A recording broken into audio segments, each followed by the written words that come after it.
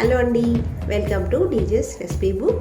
ఈరోజు recipe బుక్లోని recipe హోటల్లో పూరీల్లో serve చేసేటువంటి పొటాటో కర్రీ.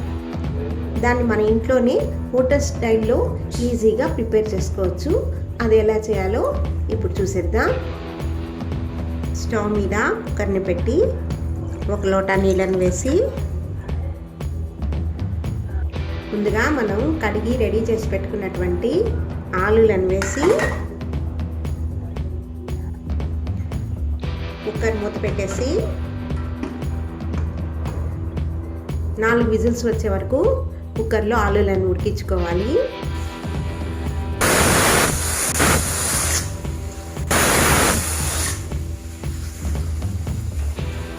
విజిల్స్ వచ్చేసాయి. స్టవ్ ఆఫ్ చేసేద్దాం. కుక్కర్ బాగా చల్లారిన తర్వాత ఉర్లగడ్డలు అందులో తీసి దానిపైన తోలుని తీయాలి. స్టవ్ మీద బాణలు పెట్టి బాణలు వేడైన తర్వాత అందులో ఒక 4 స్పూన్ల నూనె వేసుకోవాలి.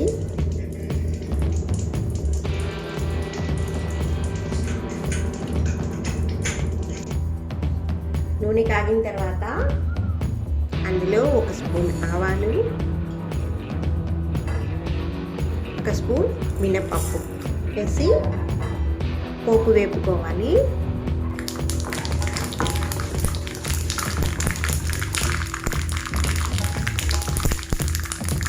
పోపు దినుసులు వేగిన తర్వాత అందులో ముందుగా మనం 4 తెల్లగడ్డలు సన్నగా తరిగిపెట్టిన వేసుకొని కొద్దిగా అల్లం, అది కూడా సన్నగా తరుక్కోవాలి. 2 పచ్చిమిరపకాయలు, 1 రెమ్మ కరివేపాకు వేసి కొద్దిగా వేపుకొని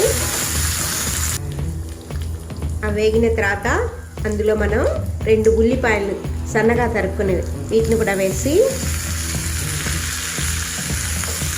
దూరగా వేపుకోవాలి.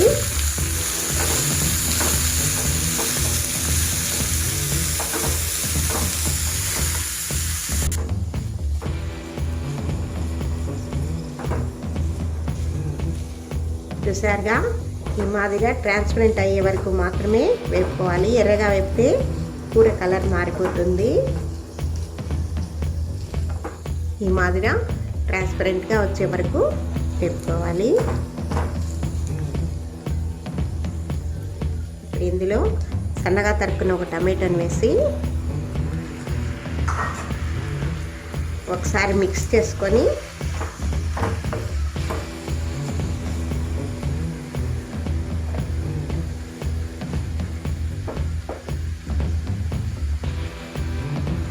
రుచికి సరిపడినంత ఉప్పును కూడా చేర్చుకొని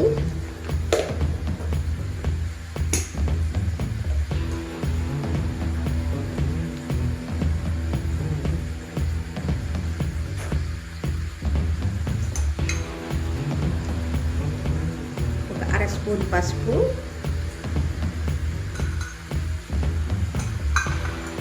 వేసి ఒకసారి మిక్స్ చేసి టమాటోలు బాగా కలిసే వరకు దీన్ని వేగనివ్వాలి.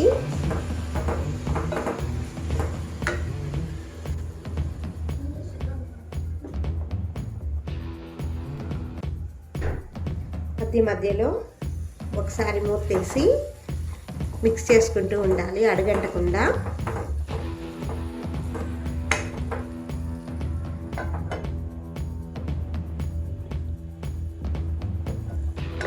చూసారుగా, బాగా మెత్తగా ఉడికిపోయాయి టమాటోలు కూడా.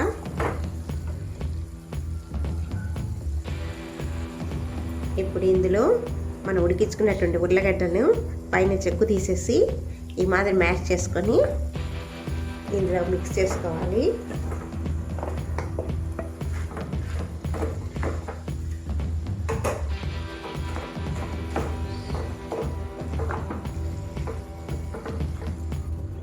ఇలా మిక్స్ చేసుకున్న తర్వాత మూత పెట్టి 1 నిమిషం సేపు మగ్గనివ్వాలి. 1 నిమిషం సేపు అయిన తర్వాత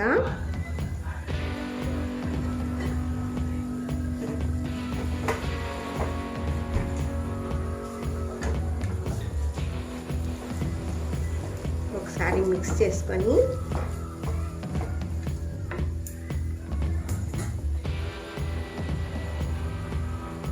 ఇందులో 2 స్పూన్ల శనగపిండిని తీసుకొని ఒక అర లోటా నీళ్ళని వేసి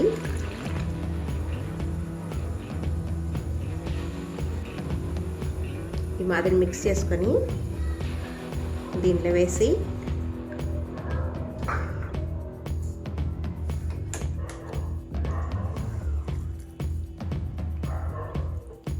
ఇలా మిక్స్ చేసుకున్న తర్వాత శనగపిండిలో ఉన్న పచ్చివాసన పోయే వరకు ఒక 2 నిమిషాల సేపు బాగా ఉడికించుకోవాలి. 2 నిమిషాలు అయిపోయింది.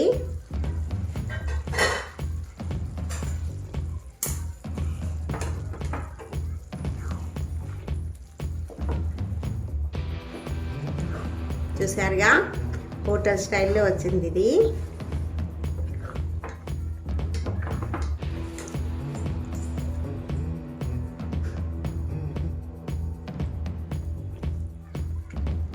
పైన కొత్తిమీరతో గార్నిష్ చేసుకొని సర్వింగ్ బౌల్కి మార్చుకుందాం.